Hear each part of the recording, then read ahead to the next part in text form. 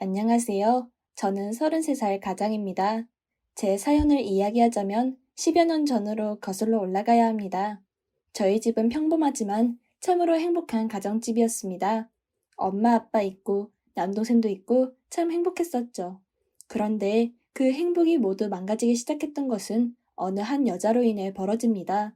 결론만 말하면 아빠는 바람을 피웠습니다. 그런 아빠를 대놓고 유혹한 건 그 여자였다고 하네요. 의도적으로 접근해서 아빠를 유혹하고 내연관계가 된 다음에 사기를 친 겁니다. 아빠는 아파트에서 우연히 퇴근길에 울고 있던 한 여자를 도와주게 되면서 그 여자와 인연이 되어서 서로 눈이 맞았다고 해요. 그 여자는 남자친구랑 싸워서 너무 힘들다며 아빠를 집으로 불러들이고 유혹했다고 합니다. 그 여자 나이도 아빠랑 비슷했고 아직 미혼 상태로 결혼도 안 하고 남자친구만 있었다고 하더군요. 그 여자가 아빠한테 사기친 내용은 이러했습니다. 현재 입주가 곧 시작될 아파트가 분양가보다 글쎄 2억이나 올랐는데 그걸 자신이 아파트 조합장이란 친분이 있다고 강조하듯이 말하며 아빠에게 분양가로 받을 수 있다고 꼬신 것 같습니다.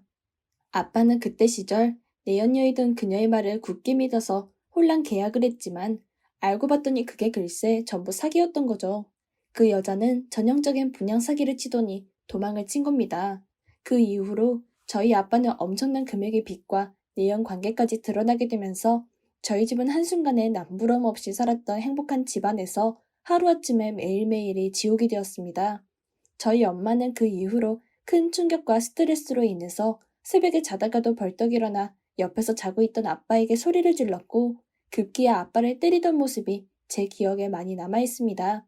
오죽하면 제가 이유도 모르고 제발 잠 좀 자자고 말을 했을 정도였고 엄마는 하루하루가 지옥 같아도 저희 자식들한테만큼은 미안하다면서 현재 집안의 진실을 알리지 않기 위해 부단히 노력했지만 엄마의 마음속에서 치밀어 오르는 분노를 매번 감출 수는 없었는지 매일같이 아빠랑 또 싸웠습니다. 그 결과 한 달도 안 돼서 아빠는 못 참고 집을 나가버렸고 그 이후 며칠 동안 아빠의 연락이 두절되었는데 어느 날 갑자기 경찰서에서 아빠가 돌아가셨다고 전화가 오면서 아빠의 행방을 알게 되었습니다. 그러나 이미 아빠 명의로 돼 있었던 집과 재산 모두가 넘어가게 되었고 저희 가족은 그렇게 빈털터리로 쫓겨나게 되었습니다. 그리고 저희 엄마는 저와 남동생을 어쩔 수 없이 각각 친할머니와 외할머니 손에 맡기고는 본인도 사라졌습니다. 그래서 저는 외할머니 밑에서 살게 되었고 제 남동생은 친할머니 집에서 따로 떨어져서 생활하며 지내게 되었습니다. 나중에 알고 보니 친할머니는 집안의 대를 이을 장소는 달라고 요구했다고 하더군요. 현실적으로 둘이나 키우기 힘들다고 생각해서 남동생은 친할머니가 대신 키웠고 저는 외할머니 손에 맡긴 거라고 하더군요. 엄마는 그 이후로 얼굴조차 본 적이 없습니다. 경찰서에서도 연락 온 적도 없었고요. 한순간에 저희 집은 풍비박산이 났고 산산조각이 된 지 한 달도 채 안 돼서 저는 모든 부모를 잃어버리고 남동생도 얼굴을 거의 못 보고 살게 되어 버렸던지라 저에게 닥친 이 말도 안 되는 현실을 믿을 수가 없었죠. 또 외할머니 집은 서울에 있었던지라 그 전에 지방에서 살고 있었던 제가 학교까지 전학을 가게 되었고 학교 생활에도 잘 적응을 못했었습니다. 외할머니는 4년 전 제가 어릴 때 할아버지를 잃고 혼자서 사셨는데 저를 진짜 많이 아껴주셨습니다. 제가 학교 생활에 적응을 못할 때도 제가 하고 싶은 대로 하라며 학교를 쉬어도 된다고 하시며 제 모든 생활을 진심으로 돌봐주셨습니다. 외할머니가 넉넉한 편은 아니었지만 그래도 뒤늦게 식당을 나가서 일도 하시며 제 뒷바라지를 해주셨죠. 고등학교에 입학하자마자 저는 학교를 자퇴하고 한동안 집에서 공부를 했고 17살쯤부터는 재수학원을 다니기 시작했습니다. 그렇게 1년 뒤 18살 때는 검정고시를 치르고 그 이후 수능 시험을 쳤지만 아무리 노력한다고 해도 나름 열심히 했어도 명문대를 갈 실력은 안 됐었지만 할머니의 권유로 1년 더 미친 듯이 이악 물고 공부를 했고 그 덕분에 남들이 다 입학하는 20살 나이 때 그래도 서울에서 괜찮은 대학교에 진학할 수 있었네요. 그렇게 대학을 입학하고 나서부터는 돈이 더 많이 들어가더군요. 학비와 생활비, 교재비 등 할머니는 저에게 대학생이면 대학생답게 생활하고 놀라고 했지만 할머니 몸 상태도 갈수록 나빠져서 제 입장에서는 그럴 수가 없었습니다. 그때부터 저는 과외 알바도와 같이 하며 공부에 죽도록 매달렸습니다. 시험 기간이면 4일간 잠도 안 자고 시험 공부만 할 때도 있었고, 그로 인해 잠을 너무 안 자서 기절해서 병원 응급실에 실려간 적도 있었습니다. 지금 생각해보면 참 추억이지만 그때 너무나도 슬펐고 서글펐습니다. 병원에서 깨어나자마자 눈을 뜨니 할머니가 저를 끌어안고 펑펑 우셨고, 또한 저를 이렇게 걱정해주던 친구들이 눈앞에 보였습니다. 그 친구들을 보며 아무 걱정 없이 사는 아이들, 나도 부모님이 있었으면 이렇게 살지는 않았을 텐데 라는 생각을 참 많이 했었네요. 그래도 저는 괜찮았습니다. 저를 사랑해주는 외할머니라도 있으니까요. 제 곁에서 지금 울고 계시는 외할머니는 저에게 미안하다고 자기가 다 잘못했다고 하시는데 할머니가 뭘 잘못하셨을까요? 그날 저 역시 할머니를 끌어안고 정말 미친 듯이 소리를 내며 울었습니다. 만약 할머니마저 없었으면 아마 저는 고아원에서 지내면서 대학 한번 가보지도 못하고 공장이나 다녔겠죠. 그 이후에도 몇 번 똑같이 쓰러져도 저는 다시 일을 나갈 수밖에 없었습니다. 그래도 미친 듯이 공부를 한 덕에 대학교에서 전액 장학금을 타게 되었고, 그로 인해 저희 집 빚이 그렇게 크진 않았었습니다. 대학 다닐 때 저의 별명은 악발이었었죠. 여자 별명 치고는 좋진 않았지만 그만큼 저를 제대로 표현할 말도 없었다고 생각을 합니다. 남들 다 하는 연애 한번 못 해보고 남들 다 가는 MT 같은 것도 못 가보고 사실 가보고는 싶었지만 처음에는 과외 수업 때문에 못 갔고 한 번 안 가게 되니 계속 안 가게 되더라고요. 그런 힘든 시간을 보내고 4년 뒤 대학교를 졸업해서 취직하게 된 날 저는 정말 너무너무 기뻤어요. 그날은 할머니 손을 부여잡고 앞으로 효도는 내가 하겠다고 했습니다. 할머니께 이제 식당도 나가지 말라고 했었죠. 근데 좋은 일이 있으면 나쁜 일도 있는 법이라고 하더니 그때부터 제 남동생이 골칫덩어리였습니다. 친할머니 댁에서 자란 남동생은 방황을 참 많이 했었나 봅니다. 나쁜 친구들과 어울려서 사고도 치고 다니고 심지어 소년원도 갔다고 하더군요. 소년원을 다녀오고 나서도 여전히 정신 못 차리고 인터넷 중고 사이트를 통한 사기를 쳐서 이번에는 합의금이 없다고 저에게 연락이 온 겁니다. 친할머니, 친할아버지도 더 이상 합의해줄 돈이 없고 동생도 이제는 성인이 되어서 감옥으로 가게 생겼다며 저에게 하소연을 하며 합의금을 이야기하는데 저는 어쩔 수 없이 대출까지 받아서 도와줬으나 동생은 그 이후로도 사기를 치고 다녔습니다. 그때 진짜 세상이 절망스러웠어요. 도대체 어쩌다 우리 집이 이렇게 된 건가 하고요. 결국 감옥에 가게 된 동생을 면회가 보니 아빠가 사기를 당해서 자기도 사기를 치는 거라고 말도 안 되는 소리를 하는데 저는 동생에게 이제 너와 인연을 끊겠다고 나에게 이제 이 세상에 동생이란 존재는 없는 거라고 두 번 다시 나를 찾아오지 말고 평생 감옥에서 살든가 그게 아니면 철들고 제대로 일을 하든가 그렇게 계속 사기치면서 살아봤자 너의 헛소리를 들어줄 사람은 없다고 말하고는 밖에 나와서 정말 한참을 울었네요. 그 뒤에 또 엎친 데 덮친 격으로 제 엄마와 같았던 외할머니가 노안으로 돌아가셨습니다.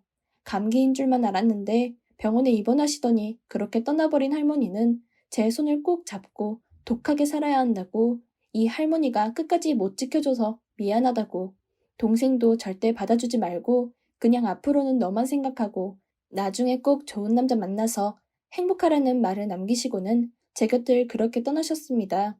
가족이라고는 저밖에 없는 장례식장에서 저는 할머니를 떠나보내며 참 많은 생각을 하게 되었습니다. 그때는 진짜 아빠가 떠났을 때보다 외할머니가 떠났을 때가 더욱 슬프더라고요. 그 이후 저는 혼자서 할머니가 없는 빈집에서 살며 회사 생활을 계속하다가 이제는 저도 외로웠는지 남자를 사귀게 되었습니다. 사실 대학 시절 때도 저를 좋아하던 남자들은 은근히 있었으나 제 인생 하나 챙기는 것도 급했기에 조금 더 연애에는 관심이 없었거든요. 직장에 들어와서도 그랬고요. 근데 막상 이제는 혼자 살게 되고 빚도 없이 여유가 조금 생기니 저도 누군가를 만나고 싶어지더군요. 그렇게 연애를 시작한 게 지금 제 옆에 있는 사람입니다. 제 인생의 첫 남자였죠. 그동안 어떻게 연애를 안 하고 살았는지 모를 정도로 저는 이 남자에게 푹 빠져들었고 이 남자도 제가 자취하는 걸 알게 되고는 그때부터 저희 집을 드나들며 정말 부부처럼 지내게 되었습니다.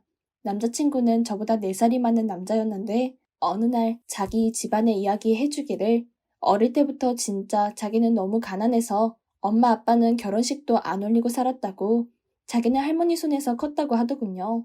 그리고 고등학생이 될 때까지 부모 얼굴도 거의 모르다시피 살았다고, 1년에 한두 번 오면 한 달 있다가 돈 벌러 나간다고 하면서 그렇게 자기는 살았다고.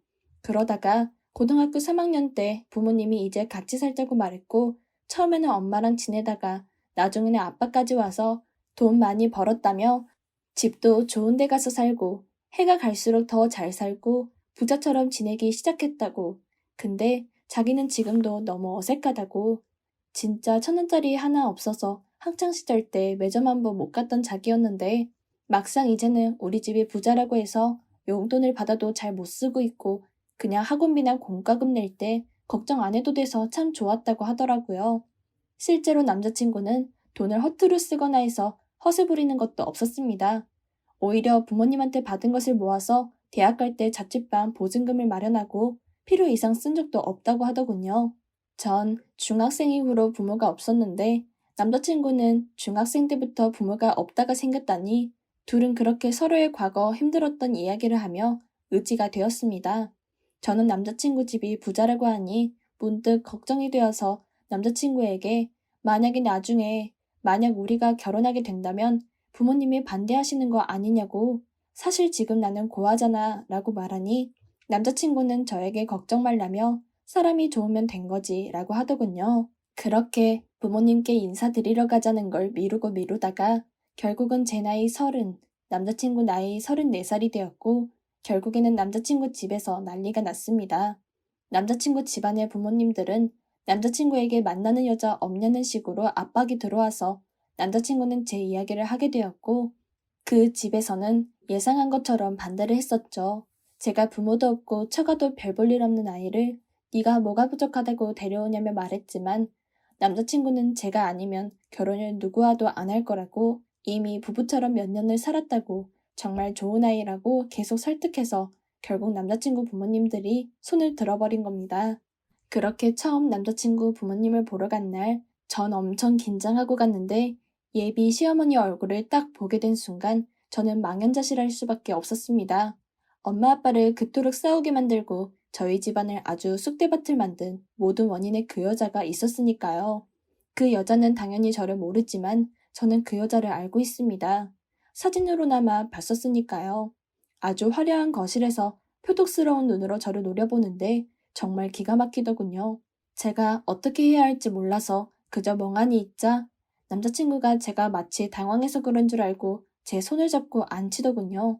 그러더니 그 여자 입에서 나온 말은 제가 부모도 없으니 결혼식은 언제 하고 집은 어디서 살고 애는 몇 명을 낳고 이런 걸 모두 사전에 다 결정을 해놨었는지 입에서 술술 말하며 저에게 명령조로 말을 하기 시작하더군요. 저에게 진짜 남자 하나 잘 물어서 결혼한다면서 세상 참 좋아졌다고 말을 하는데 저는 말없이 듣고만 있다가 뭔가 표현 못할 마음속 깊이 분노스러운 욱하는 게 나와버렸고 바로 저는 그 자리에서 일어나 결혼은 다시 생각 좀 해보겠다고 말씀드리고는 그냥 밖으로 나왔습니다. 뒤따라와서 왜 그러냐며 제 손을 잡는 남자친구도 뿌리쳤습니다. 남자친구는 영문도 모르고 저희 집을 따라서 왔지만 저는 따라온 남자친구에게 말하길 진짜 미안한데 나도 너무 당황스러워서 말을 못하겠으니까 잠시만 생각 좀 정리하고 연락할게 라고 말하며 남자친구를 돌려보냈죠.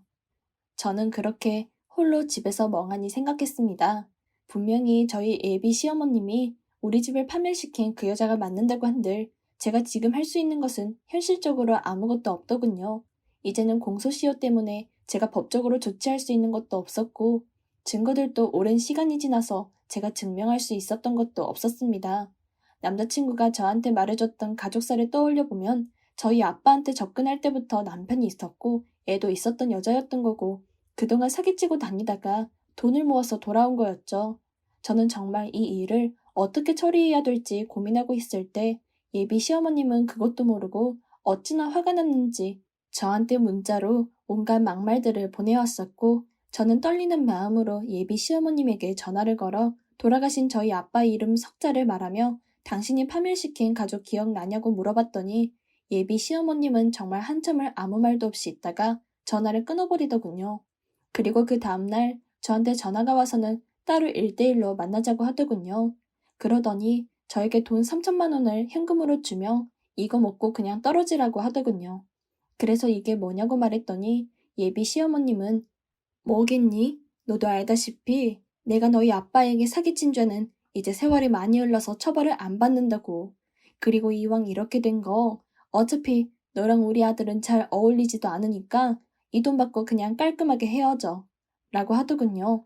저는 그래서 당신 때문에 우리 집이 어떤 꼴이 났는데 지금 이까지 돈을 주면서 떨어지라고 말하는 거냐고. 내가 당신이 사기친 모든 사람들 싹 다 찾아다니면서 당신이 지금 어떻게 살고 있는지 똑똑히 말해줄 거라고 말하며 그 자리를 박차고 나와버렸습니다. 그 뒤로 그 사기꾼 여자는 매일같이 저에게 연락이 와서는 협박과 회유를 번갈아 하며 아빠한테 사기친 돈을 전부 돌려준다는 등 온갖 말로 저를 설득하려 합니다. 결혼까지 할 뻔한 남자친구는 제가 갑자기 연락을 하지 않고 계속 피하고 있으니 저랑 시어머니 사이에 무슨 큰 문제가 있냐고 물어봤지만 제가 아직은 남자친구에게 대답을 안 하고 있습니다. 저는 정말 이 상황을 어떻게 처신하는 게 가장 현명한 행동인지 모르겠습니다. 어떻게 해야 될까요?